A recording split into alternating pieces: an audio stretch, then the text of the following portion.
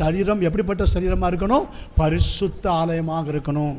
நீங்கள் தேவனுடைய ஆலயம். தேவனுடைய ஆவி உங்களில் வாசமாக இருக்கிறார்.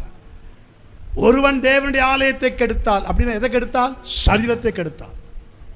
சரீரத்தை மாயையான காரியத்துக்கு ஒப்பு கொடுக்கக்கூடாது. சினிமா, இன்னும் என்னெல்லாம், ஸ்மோக், ட்ரிங்க், இன்னும் வேறு என்ன, டொபாக்கோ, இன்னும் வேறு என்னது, வெத்தலை பாக்கு கூட போடக்கூடாது, பீடா கூட போடக்கூடாது. சோத்திரம் தெரியுமா உங்களுக்கு அதெல்லாம்? கல்யாண வீட்டுக்கு போனால் முதல்ல பீடாக எடுக்கிறது, சாப்பிட்டு முடிச்சவங்க வாய் நிறைய செவக்க செவக்க, அது ஒரு இது தன்னால் வந்துடுங்கிறேன்.